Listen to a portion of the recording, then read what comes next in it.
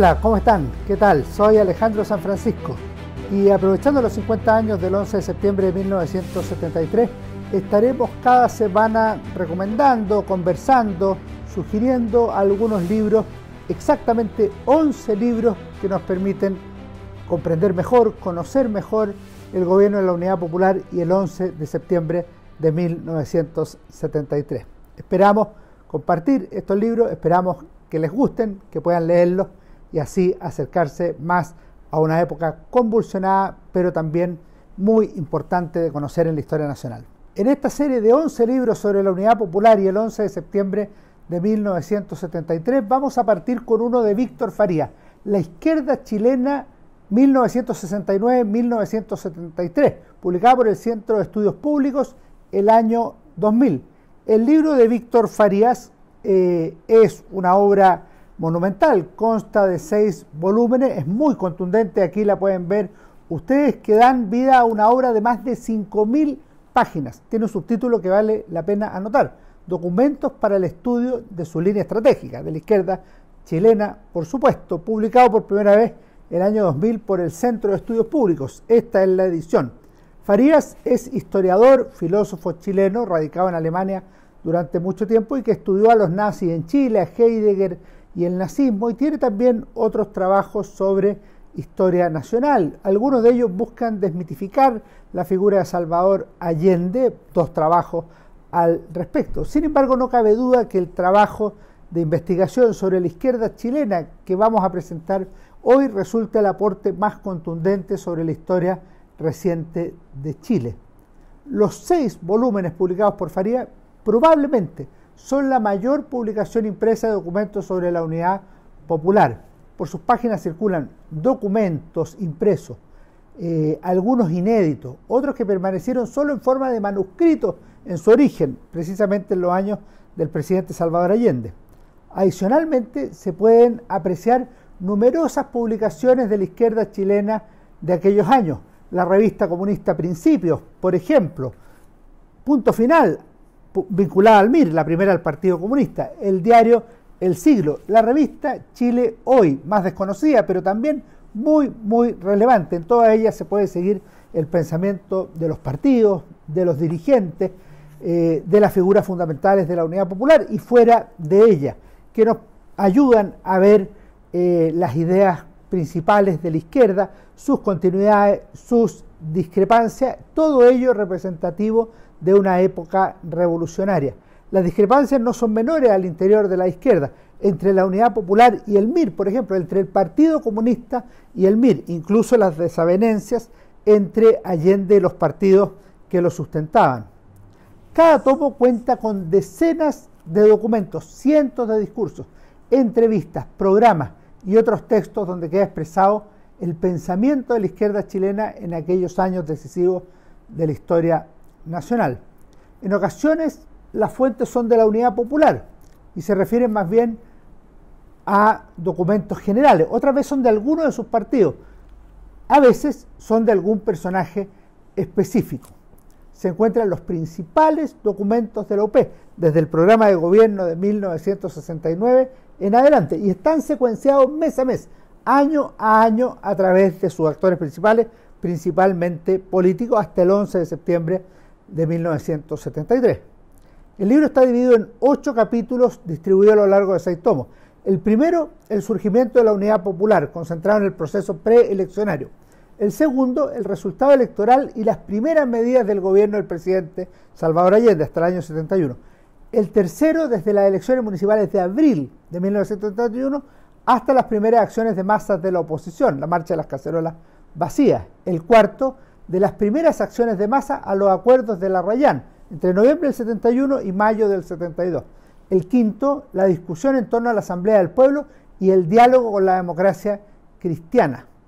El enfrentamiento violento en la población Lo Hermida y la discusión sobre la nueva política económica, estamos hablando ya de julio-octubre de 1972. Y el sexto precisamente parte en la crisis de octubre, el paro de octubre, el nacimiento del poder popular, el problema de la distribución y el cuestionamiento de la alianza. El 7, las elecciones parlamentarias de marzo de 1973 y la crisis del Mapo, y finalmente el octavo y último, el ensayo general de la insurrección opositora, es decir, el tanquetazo del 29 de junio del 73, el diálogo del gobierno con la democracia cristiana y finalmente la situación inmediatamente anterior al golpe de Estado del 11 de septiembre. La obra tiene aspectos cuantitativos y cualitativos valiosos que es necesario considerar a la hora de hacer un análisis profundo. En cuanto a lo cuantitativo, es indudable que se trata de un trabajo bastante completo e importante. Cuenta con documentos que se refieren al gobierno de la Unidad Popular en sus 3 años, comenzando el 69, cuando se formó la agrupación que sucedió al Frente de Acción Popular FRAP y amplió las bases de la política de la izquierda chilena. Además, no se trata solo de documentos de la UP o del gobierno de Salvador Allende, sino que incluye otros que son de carácter político no oficial. Esto contribuye a ponderar, por ejemplo, las diferencias internas, tácticas se les llamaba en la época, y ampliar la mirada política sobre la revolución socialista en Chile. En tercer lugar, hay una amplia lista de partidos, personajes, situaciones que logran captar la unidad y la diversidad de la izquierda chilena, las posiciones dentro de la UP y fuera de ella, el MIR, por ejemplo, el más importante. Y por lo mismo, en general están comprendidos todos los documentos relevantes considerados por los historiadores, si bien se podrían añadir otros que hemos ido conociendo con el tiempo, después de la publicación en el año 2000, y algunos que otros personajes o editores podrían considerar relevantes. Por ejemplo, el discurso de Carlos Altamirano en el Estadio Chile del 9 de septiembre de 1973. Desde el punto de vista cualitativo resultan claves varios aspectos. En primer lugar, la variedad de la documentación y los orígenes políticos de los actores. 2. Hay una perspectiva ideológica de indudable valor. Es una época en que las ideologías fueron parte de la formación de los partidos y de los dirigentes políticos. Y así se puede advertir en los discursos, en los programas, en las entrevistas, en el lenguaje político en general. La primacía, por cierto, como es previsible, la tiene el marxismo-leninismo, al que adherían prácticamente todas las fuerzas políticas de la Unidad Popular y de la izquierda chilena. En tercer lugar, podemos decir que también existe la posibilidad de analizar las posturas tácticas y la evolución al respecto. Esto significa revisar los medios existentes para la realización de la revolución y las limitaciones que existían al respecto. Y por último, el contenido permite ir captando el lenguaje, el tono de la discusión, el avance de la revolución y también los retrocesos. Lo mismo ocurre, me parece, para la calificación de los adversarios o los enemigos.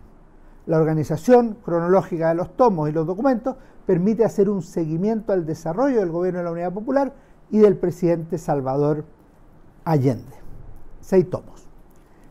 Es interesante constatar que la documentación traza la historia de la Unidad Popular en su conjunto, en sus distintos momentos, desde la exaltación inicial a los éxitos del primer año y una evolución que hacia 1971 parecía conducir efectivamente a Chile hacia el socialismo. En 1962 la situación empieza a cambiar, especialmente con el paro de octubre, y luego comienza el año decisivo, 1973. Con una precisión, si bien se trata de documentos de la izquierda chilena y no de otras fuerzas políticas como la democracia cristiana o la derecha, sí es posible observar con interés la historia de la Unidad Popular en su conjunto y no solo de la UP. En otras palabras, es una obra que contribuye al análisis global del gobierno del presidente Salvador Allende, a pesar de la autolimitación que hace respecto del tema el autor. Allende ocupa un lugar fundamental en la izquierda chilena 1969-1973.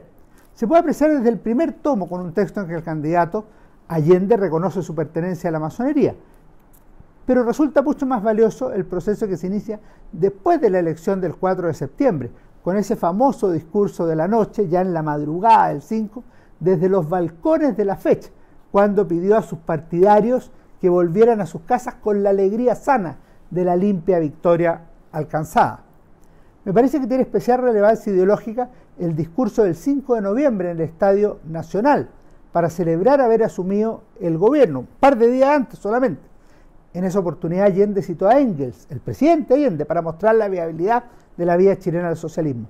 ¿Puede concebirse la evolución pacífica de la vieja sociedad hacia la nueva? en los países donde la representación popular concentra en ella todo el poder, donde de acuerdo con la Constitución se puede hacer lo que se desee desde el momento en que se tiene tras de sí la mayoría de la nación, decía Engels. Según aseguraba el presidente, este es nuestro Chile. Aquí se cumple por fin la anticipación de Engels. A ello se van sumando otros discursos, por la nacionalización de la banca, en el Congreso del Partido Socialista en La Serena, en enero de 1961, los discursos del 21 de mayo ante el Congreso Pleno, la nacionalización del cobre, julio de 1971, en la despedida de Fidel Castro, en diciembre del mismo año, en un congreso de la CUT, en un pleno del Partido Socialista en Algarrobo, en febrero del 72 en la campaña de la UP para las elecciones parlamentarias de marzo, en el 40 aniversario del Partido Socialista, el 29 de junio con ocasión del tanquetazo y por ciento el discurso final emotivo y dramático del 11 de septiembre de 1973. Hay cosas que llaman la atención, por ejemplo la respuesta del dirigente del MIR, Nelson Gutiérrez, en un acto celebrado en la Universidad de Concepción, donde recordó que el extremismo revolucionario es una traición al socialismo, citando ciertamente a Lenin. Existe un llamado a la unidad de la izquierda, en numerosas ocasiones, una renovación y convicción sobre la validez de la vía chilena al socialismo. También se repiten algunas advertencias. A la violencia reaccionaria opondremos la violencia revolucionaria, decía el presidente. Hay críticas a la oposición y al imperialismo. La certeza de seguir hasta el final con el apoyo del pueblo y que solo abandonaría su tarea cuando cumpliera el mandato que el pueblo le había dado. En muchos textos se puede compartir la emoción, las esperanzas, los temores de la época, el dramatismo de algunas declaraciones. Solo acribillándome a balazos podrán impedir mi voluntad, lo dijo en la despedida de Fidel Castro. Otras reflexiones sobre la izquierda y la ultraizquierda, muy presentes en este trabajo de Víctor Farías, que lleva una de las cuestiones fundamentales de la izquierda y de la revolución chilena, y uno de los dolores de cabeza más grandes del presidente Salvador Allende. La importancia teórica y comunicacional de un grupo que permanecía fuera de la Unidad Popular, pero que tenía gran influencia, como era el movimiento de izquierda revolucionaria, sin duda afectó a la UP. El MIR aparece en numerosas ocasiones y en los diferentes capítulos de la obra. Destaca la presencia especial, si bien no exclusiva, de Miguel Enríquez, el joven y carismático y determinado dirigente del movimiento. Sin embargo, hay muchas otras partes donde está presente la visión de los miristas, en artículos publicados en la mencionada revista Punto Final, en entrevistas, declaraciones, en discursos, también en formulaciones del Secretariado Nacional o del Comité Central del Movimiento.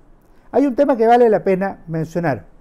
Hay una revisión detallada de los documentos y eso muestra las continuas acusaciones del MIR y sus dirigentes contra el imperialismo y los golpistas, entre los que señala Patria y Libertad, el Partido Nacional, pero también Eduardo Frei Montalva. Sin embargo, es recurrente la animadversión contra el reformismo, concepto en el cual caen tanto el gobierno de la Unidad Popular como especialmente el Partido Comunista, quizá el principal destinatario de las críticas miristas. Por el contrario, en un notable y dramático discurso de junio de 1973, Miguel Enríquez declaró: termina el ciclo de las ilusiones reformistas, de la vía chilena al socialismo, de la revolución sin costo social, concluyendo que las leyes de hierro de la lucha de clases terminaron por imponerse e hicieron trizas los sueños reformistas, demostrando una vez más que no es posible hacer revoluciones a medias con la democracia burguesa. Como contrapartida, la Unidad Popular y el PC, en parte también Allende, en numerosas ocasiones condenaron la actitud irresponsable del MIR, su carácter ultrista, el ultraizquierdismo, su falta de respeto por el camino elegido por el pueblo el 4 de septiembre de 1970, y que sus actitudes y acciones, como las tomas de terreno y otras, perjudicaban al proceso y beneficiaban a los opositores a la Unidad Popular. Me quiero concentrar en algunos hitos para ir finalizando. Ya dijimos que el libro es voluminoso y complejo. Sin embargo, a través de sus páginas se pueden investigar especialmente algunos temas que cobran mayor relevancia y que vale la pena mencionar. El primero de ellos es la visita de Fidel Castro a fines de 1971 y que incluye algunos de los discursos principales de esa ocasión, por ejemplo, las despedidas en el Estadio Nacional. El segundo es el paro de octubre de 1972, que ocupa cerca de 300 páginas y que fue un momento clave en la trayectoria de la UP a fines de 1972. El gobierno lo denominó el paro insurreccional y las páginas de documento ilustran los intentos de ganar la batalla de la opinión pública, así como muestran conceptos políticos que surgen en el momento, revolución, guerra civil y otros. En la ocasión, hay un esfuerzo específico dentro de la doctrina de la lucha de clases de comprender lo que está ocurriendo, aunque los enfoques no siempre sean suficientemente abiertos y facilitadores de un buen entendimiento. El tercer tema es el del golpe de Estado o la guerra civil, que emerge precisamente en el paro de octubre del 72, pero que va a tener un desarrollo más amplio durante 1973, especialmente a partir de las elecciones de marzo y a medida que se van radicalizando las posiciones. Uno de los problemas con que se encontraría la izquierda, y una lectura atenta de los documentos que aparecen en este libro, nos puede llevar a ciertas conclusiones como la siguiente: es que muchas veces el voluntarismo revolucionario opaca un análisis más racional o desapasionado y que por lo tanto podría dar mayores luces, una comprensión más rigurosa o precisa de la actividad política y una mayor claridad para las definiciones de acción, no solamente sobre los fines perseguidos en la construcción del socialismo. Es verdad que ver las cosas con la perspectiva del tiempo, o sea, 50 años, hace más fácil comprender los errores o analizar el contexto y los documentos con el resultado final y sabiendo la evolución de los acontecimientos. Todo eso es verdad. Pero también lo es señalar que ya en esos años hubo acusaciones recíprocas de alejamiento de la realidad social, de pérdida de sentido popular o falta de capacidad para articular una ideología de valor permanente con una acción política que necesariamente es prudencial y que puede cambiar según las circunstancias. Después de todo, recordando a Fidel Castro en el discurso de la Segunda Declaración de La Habana, 1962, el deber del revolucionario es hacer la revolución. Por lo tanto, no basta pensar en ella, escribir sobre ella, anunciar posibles caminos en medio de las dificultades políticas. No obstante, observado históricamente, revisar los documentos de la Unidad Popular es de una enorme riqueza, pero que por supuesto no agota el tema. Faltan los argumentos de la derecha, falta el discurso de la democracia cristiana, los numerosos documentos de la oposición a la Unidad Popular y de otras instituciones como la Iglesia Católica, todo lo cual permite alumbrar desde otra perspectiva una época fascinante y dramática que concluyó el 11 de septiembre de 1973, hace exactamente 50 años. Ciertamente seguiremos viendo muchos de estos temas en nuestros próximos capítulos de 11 libros para entender mejor el 11 de septiembre de 1973. Nos vemos, que estén muy bien.